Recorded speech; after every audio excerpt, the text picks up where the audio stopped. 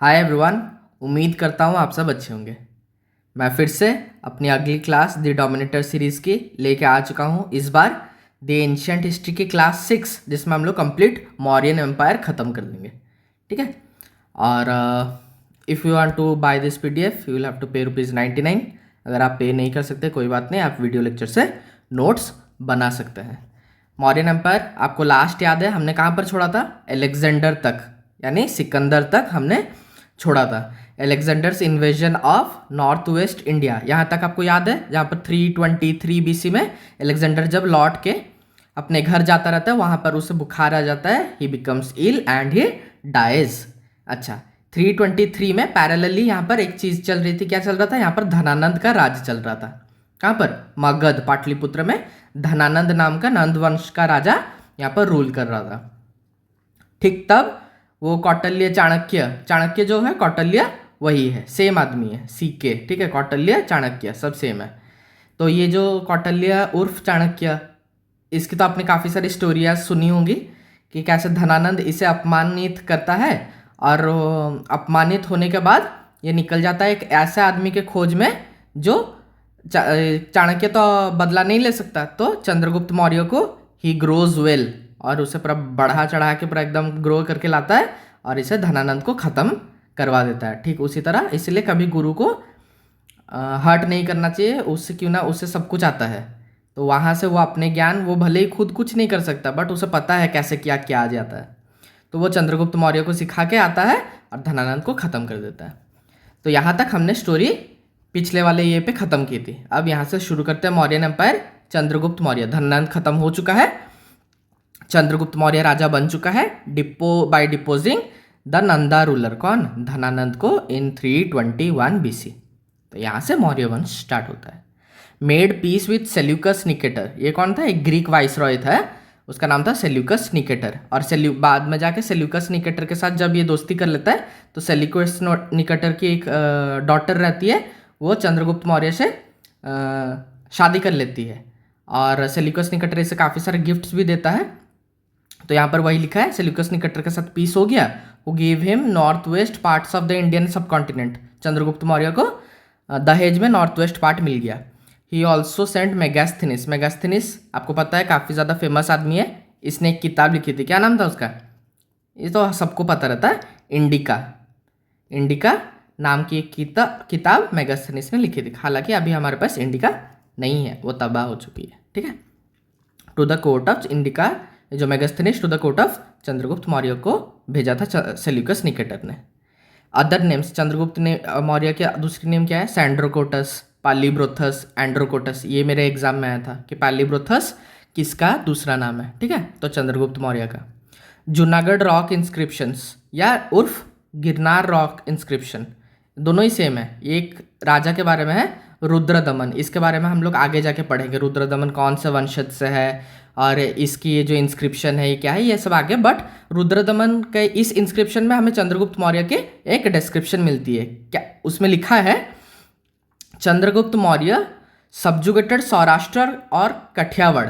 सौराष्ट्र और कठियावाड़ आपको पता है, ऐसे अगर भारत है तो ये गुजरात, ये वाले पोर्शन को हम लोग सौराष्ट्र या कठियावाड़ बोलते हैं। ये वाले को क्या बोलते हैं? मालवा। उसके बाद क्या आता है? बघेलखंड, बुंदेलखंड। उसके बाद आता है बघेलखंड। उसके बाद छोटा नागपुर, प्लेट्यू, सब हम लोग कवर करेंगे। बट ये जो जूनागढ़ रॉक इंस्क्रिप्शन है, गिरनार रॉक इंस्क्रिप्शन जिससे कहा जाता है, रुद्रदमन नाम की एक किंग की है।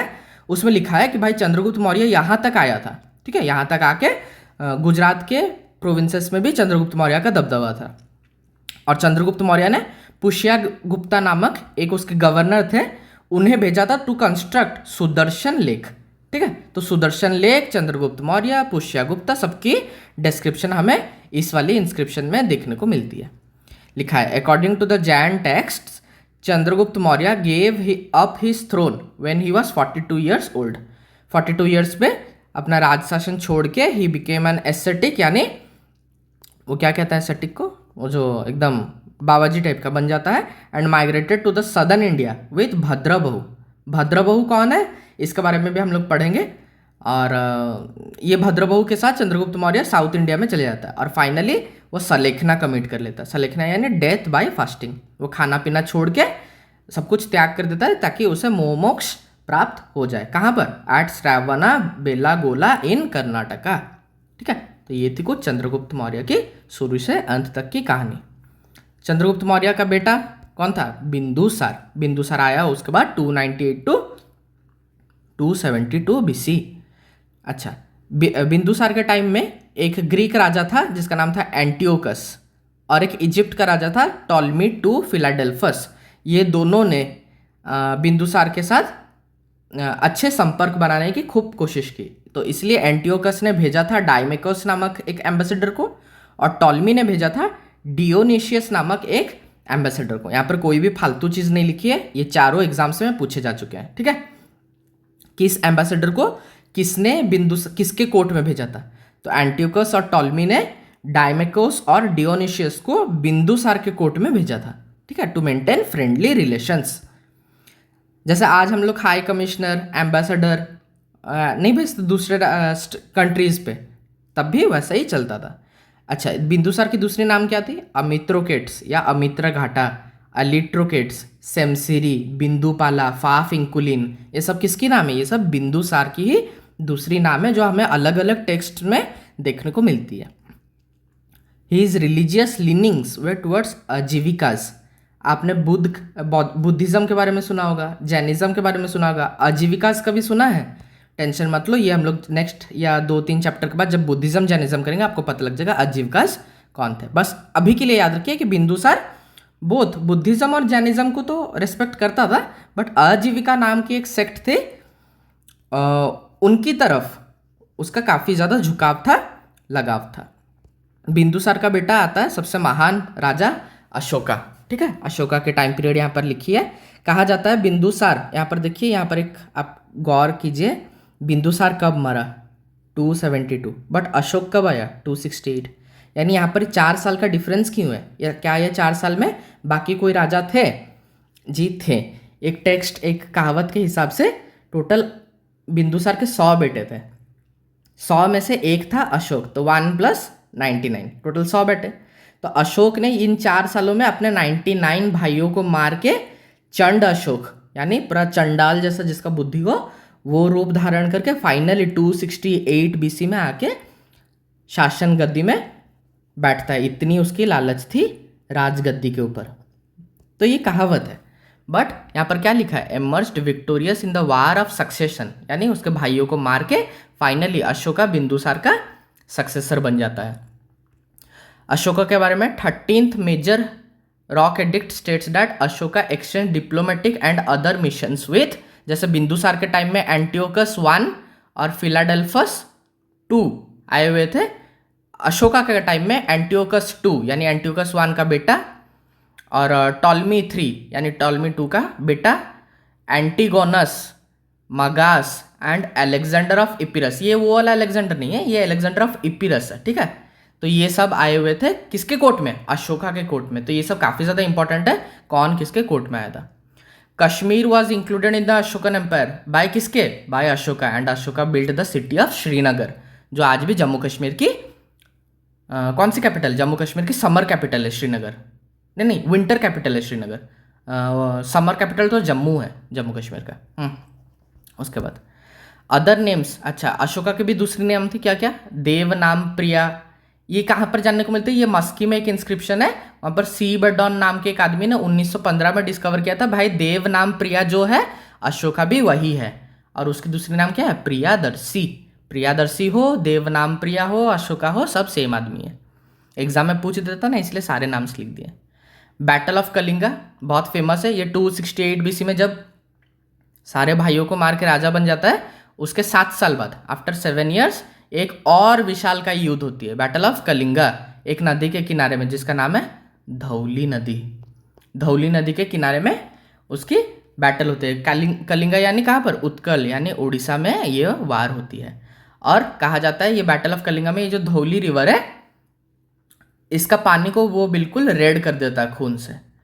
And after seeing that devastating scene, कि भाई मैंने इतने आदमी को मारा कि पानी का कलर रेड हो गया, उसको सडन रियलाइजेशन होता है, जैसे हम लोग की इंग्लिश में एक वोकेबलरी है ना, एपिफेनी, उसको कहता है, यानी सडन रियलाइजेशन ऑफ थिंग्स, कि भाई बहुत बड़ी गलती कर दी ज़िंदगी में।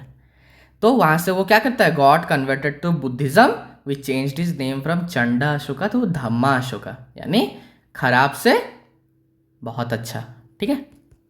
ही built 4 caves in the Barabar hills and dedicated them to Ajivika. जैसे उसका पापा बिंदुसार आजीविका के तरफ उसका बहुत ज़्यादा झुकाव था, उसी के लिए उसने भी बराबर हिल्स में, जो कि बिहार में है, वहाँ पर 4 गुफाएं बना के आजीविका सेक्ट्स को दान दे दिया। बट प्राइमरीली अशोका का झुकाव किस रिलीजन की तरफ है, towards Buddhism. However he respected all religions.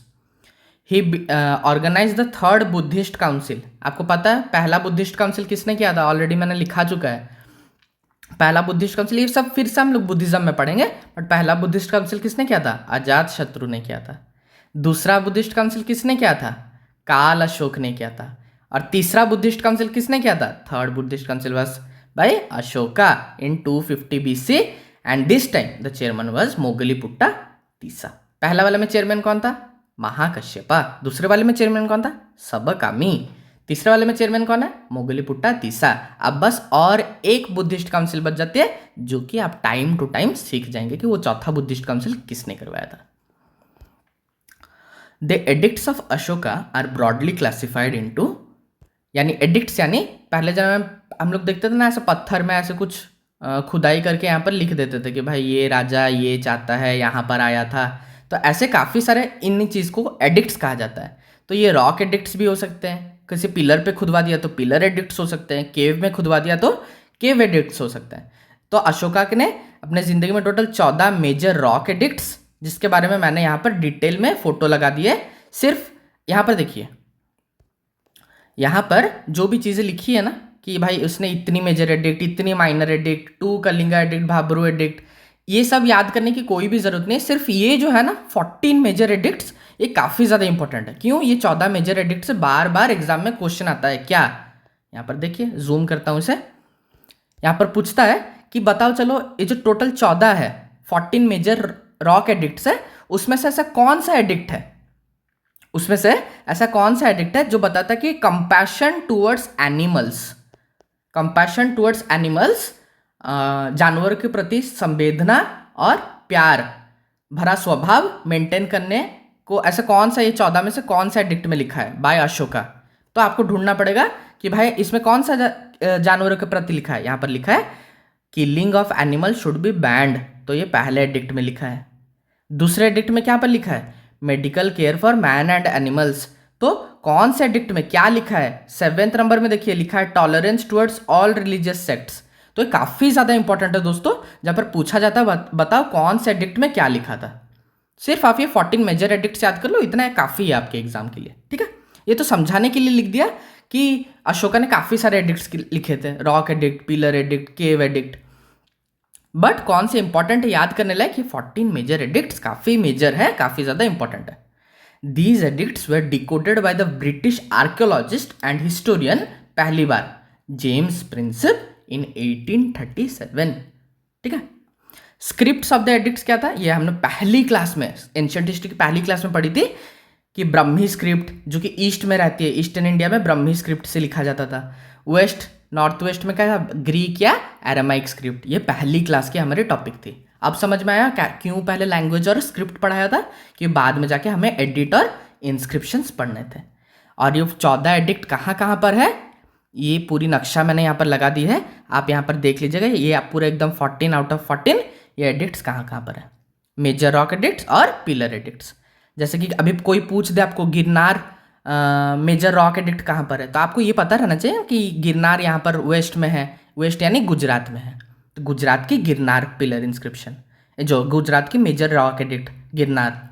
तो उसी तरह आपको सब पता रहना चाहिए। अब मान लीजिए कोई आपसे पूछ दे कि चलो बताओ कि सारनाथ मेजर रॉक एडिक्ट कहाँ पर है, तो आपको पता रहना चाहिए कि अच्छा सारनाथ इस रीजन में है, इस रीजन में यूपी पड़ता है।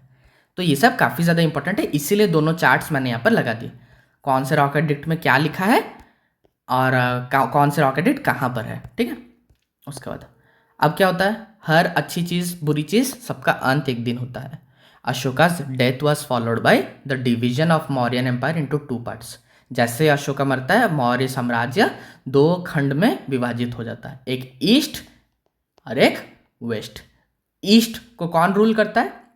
The eastern part of the empire with Pataliputra as its capital was ruled by, क्या नाम है इसका? वाज रूल्ड बाय, कहाँ गया यार, इसको साफ करना, हाँ, वाज बिल्ड बाय दशरथ। तो यानी जो अपनी ईस्ट वाली पार्ट है उसको दशरथ नाम का राजा पाटलिपुत्र से रूल करता था, बट अपनी वेस्ट वाली पार्ट बाय संप्रति, ठीक है, बाय संप्रति, बाय संप्रति, ये इसका कैपिटल क्या था? बाय संप्रति एंड कुणाल, पहले कुणाल राज करता है फिर उसके बाद संप्रति। तो दो भाग में विभाजित हो जाता है। इनके भी कुछ सक्सेसर्स थे, इसके भी कुछ सक्सेसर्स थे, बट वो सब नाकार सक्सेसर्स थे, उनका कोई भी काम नहीं था। तो इसलिए क्या होता है? The later kings such as Salisuka, Somavarma, Satadhanvan and the last ruler Brihadratha, जिसको पुष्यमित्र शुंगा ने 185 में इसका सर धड़ से अलग कर दिया, और इसी के साथ मौर्य एम्पायर बिल्कुल खत्म हो जाता है। नेक्स्ट वाले चैप्टर में हम लोग पुष्यमित्र शुंगा से स्टार्ट करेंगे। तो सबसे पहले हमने पढ़ा क्या? बृहद्रथा, उसके बाद आता है प्रद्योता, उसके बाद आता है हरियंका, और उसके बाद आता है धनानंद वाली नंदवंश। नंदवंश के बाद हमने पढ़ा अभी क्या? अपनी फाइनल वाली मौर्य साम्राज्य। तो यहाँ तक हमने कंप्लीट कर दी। नेक्स्ट टाइम में हम लोग पुष्यमित्र शुंगा डायनेस्टी से शुरू करेंगे, ठीक है। तो यहाँ पर मौर्य वंश खत्म होता है, और यहाँ पर आता है Maurya. The empire was divided into 4 provinces with the imperial capital at Pataliputra. यानी मौर्य वंश को टोटल एडमिनिस्ट्रेटिव कन्वीनियंस के लिए, चाहे वो अपनी क्या नाम है चंद्रगुप्त मौर्य हो, बिंदुसार हो या अशोका हो, 4 गवर्नर्स अपॉइंट कर दिए थे। जैसे कि तोसाली फॉर द ईस्ट, जो कि यहाँ पर बैठ के राज करता था एंटायर ईस्टर्न पार्ट को, उज्जैन फॉर द वेस्ट, और उसके बाद आता Takshashila for entire the north, यहाँ से लेके यहाँ तक तक्षशिला वाली होगी, और साउथ में सुवर्णगिरी नाम का एक जगह। तो ऐसे 4 गवर्नर्स को अपॉइंट करके एडमिनिस्ट्रेटिव कन्वीनियंस के लिए, जैसे आज राज्य, गांव, प्रांत डिवाइडेड है, वैसे तब भी किया जाता था। The king was the supreme authority of the state according to Arthashastra. क्या? The state has been divided into 7 components. एक राज्य, एक साम्राज्य को चलाने के लिए टोटल 7 कंपोनेंट्स बहुत ज़्यादा इंपॉर्टेंट है। 1 2 3 4 5 6 7। तो वो 7 कंपोनेंट्स कौन है? एक है स्वामी, किंग, एक राज्य का एक राजा होना अनिवार्य है। दूसरा अमत्य, वो राजा को हेल्प करने वाले मिनिस्टर्स। उसके बाद जनपदा, राज कहाँ पर करेगा? कोई जगह तो रहना चाहिए, जनपदा टेरिटरी। राज कहाँ से करेगा? एक दुर्गा, उसका अपना फोर्ट होना चाहिए। राज करने के लिए कुछ पैसा चाहिए, कोसा, एक ट्रेजरी होना चाहिए, और सबकी बात मनवाने के लिए उसके पास एक स्ट्रांग मिलिट्री आर्मी, डंडा होना चाहिए, और उसके कुछ अच्छे दोस्त होने चाहिए। ये 7 कंपोनेंट्स मिलके एक राज्य का गठन करते हैं अकॉर्डिंग टू अर्थशास्त्र। अच्छा, यहाँ पर जो लिखा है ना अमत्या यानी मिनिस्टर्स, तो कुछ इंपॉर्टेंट मिनिस्टर, कुछ नहीं सारे इंपॉर्टेंट मिनिस्टर्स मैंने यहाँ पर लिख दिए हैं। ये आपको बाय हार्ट करना है, एग्जाम में पूछ देता है डायरेक्ट। आपने इसके नाम तो सुनी होगी कि चलो बताओ कि सीताध्यक्ष इन मौर्यन एम्पायर क्या करता था?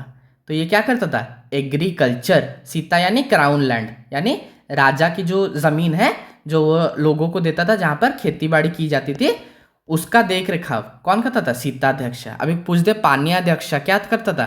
ये ट्रेड एंड कॉमर्स को मेंटेन करता था। अयोध्या घराध्यक्ष यानी आर्मरी को मेंटेन करता था, वेपन हाउस को मेंटेन करता था। समहर्ता क्या करता था? रेवेन्यू कलेक्ट करता था। व्यवहारिका क्या करता था? ही वॉज द चीफ जज, ठीक है। गोधा पुरुषा यानी क्या है? वो स्पाइज का हेड था। जो स्पाई होते हैं ना, एजेंट, छुप छुप के राजा के कान और आंख का काम करते हैं। तो सारे इंपॉर्टेंट मिनिस्टर्स का नाम मैंने यहाँ पर लिख दिया है। और एक चीज़ लिखा है, the officers and soldiers were paid in cash, ठीक है। ऑनलाइन तो नहीं किया जाएगा, तो कैश दिया जाता था। नहीं, ऑनलाइन के बारे में नहीं है, पहले क्या गोल्ड भी देते थे ना, बट इन लोग कैश में ट्रांजेक्शन करते थे।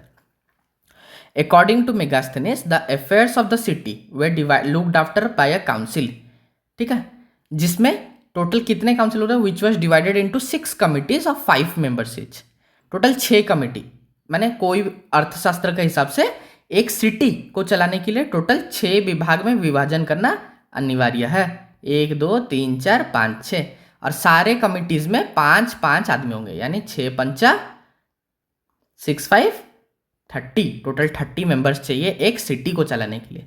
वो क्या इंपॉर्टेंट 6 कमिटी है वो देखिए: industry and crafts, entertainment of foreigners, registration of births and deaths, जो करता था उसका गोपा कहते थे, trade and commerce, inspections of manufactured goods and collection of taxes. 6 भाग में विभाजित करके एक सिटी को आराम से चलाया जा सकता है। अच्छा, according to Arthashastra it mention 7 ways to deal with neighbouring states, यानी अपने आसपास के जो राज्य है, चाहे वो दोस्त हो या दुश्मन हो, उसे हम लोग 7 तरीका से भेद सकते हैं। क्या क्या? समा यानी अपीजमेंट, उसे मना के, दान यानी गिफ्ट दे के, भेद यानी उस पे ही फाट सृष्टि करके, दंड यानी उसे पनिश करके, माया छलावा उसके साथ करके, उपेक्षा यानी इग्नोर करके, या इंद्रजाला फेकिंग मिलिट्री स्ट्रेंथ। ये 4 भाग से हम लोग एक राज्य को, पड़ोसी राज्यों को कंट्रोल या अपने अंडर में कर सकते हैं। अर्थशास्त्र मेंशन 2 टाइप्स ऑफ कोर्ट्स। क्या क्या? धर्मस्थ्य एंड कंटक शोधन। धर्मस्थ्य में personal dispute such as dowry, husband wife का डिस्प्यूट, एंड कंटक शोधन में सच एज मर्डर, जिसमें स्टेट और इंडिविजुअल इन्वॉल्व रहता है। तो 2 टाइप के कोर्ट्स हुआ करते थे मौर्य साम्राज्य में। There are 2 kinds of taxes also, Bali and Bhaga. Bali was religious tribute, जो बलि देना, तो वो वाला बलि। भागा क्या है? 1/6 ऑफ द प्रोड्यूस, यानी अगर आप 6 किलो अनाज ग्रो करते हो, उसमें से 1 किलो आपको राजा को एज भाग, अपना भाग देना पड़ेगा। Bhaga was a tax. 1/6। The society comprised of 7 occupations, philosopher, councillor, artisans, magistrate, herdsman, farmer, soldier. ठीक है। उसके बाद the chaturvarna system had become rigid.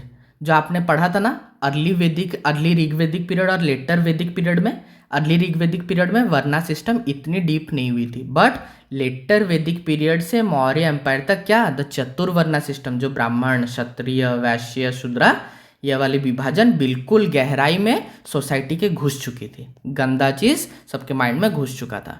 Forced labour यानी vishti did exist on a limited scale. ठीक है। The wages, rules of work, standards and prices were fixed by the guild. Guild क्या था?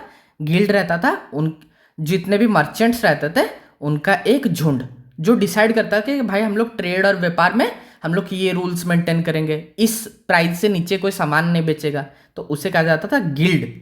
तो यहाँ पर लिखा है the guild had judicial powers over its members, यानी संघ डिसाइड करेगा कि संघ की चीजें, संघ व्यापार कैसे करेगा, यानी राजा इसमें हस्तक्षेप नहीं करता था। Trade was free to all, और खुद राजा की निगरानी में, बट जब तक आप ठीक से काम कर रहे हो राजा कुछ नहीं बोलेगा।